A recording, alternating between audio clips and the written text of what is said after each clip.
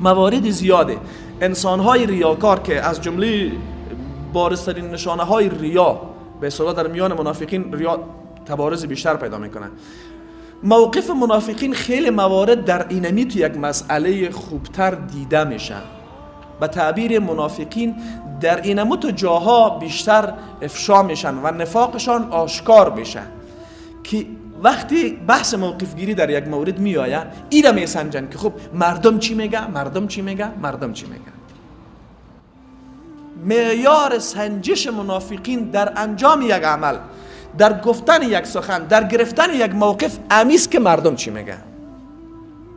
اما از انسان مسلمان ایست که مطابق ضوابط شرعی میسنجه که کدام عمل الله راضی میکنه.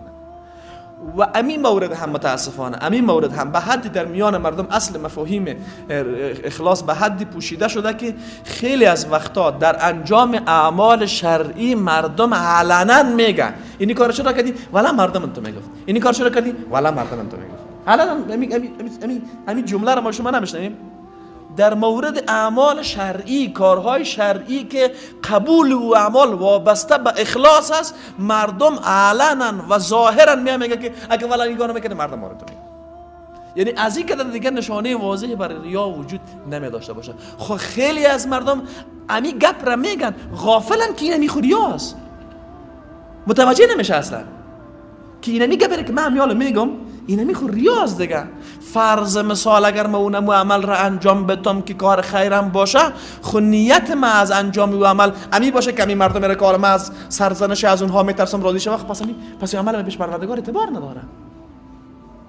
دقت کردین؟ پس انسان مسلمان خیلی دقت داشته باشه که وقتی یک عمل را انجام میدم انگیزه واقعی ما چیست؟ آیا حقیقتا امی ترس پیش ما هست که مردم چی میگن؟ یعنی دو مورد داره. یعنی عامل بسیار بزرگ از عوامل ریا، یعنی یک قاعده کلی برای شناخت ریا و برای تفکیک اخلاص دائمی هست که یک نفر هرگاه یک نفر اینمی معیار پیشش بود که خب مردم چی میگن. یعنی از سرزنش مردم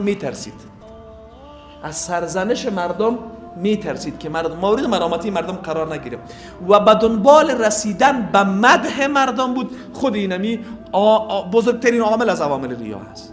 بزرگترین عامل از عوامل ریا اینمی است که یا یک نفره به دنبال رسیدن به ستایش مردم هست یا هم به خاطر خلاص کردن خود از سرزنش مردم یک عمل شرعی را ترک بکنه.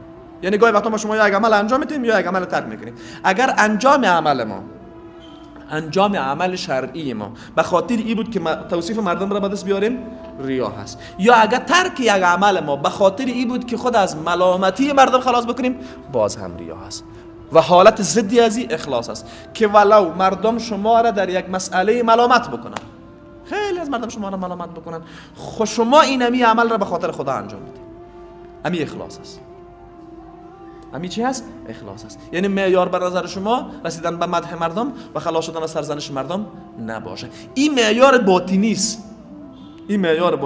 و در خیلی وقتا هم یک نفر میگه من به خاطر خدا اینمی کارا کردم، به خاطر خدا همی کار کردم، خدا دل خودش باز این نیت را نمی داشته باشه. مثل که ما شما در موارد مختلف نه یک کار میکنیم خالصا لله تعالی، یک نفر خالصا لله تعالی، همین نیت هایی که بر نماز کنه الله اکبر با چرتش ده هزارا به اصطلاح ریا آغشته می باشه. این گپ تنهایی یک نفر را مخلص نمی سازه.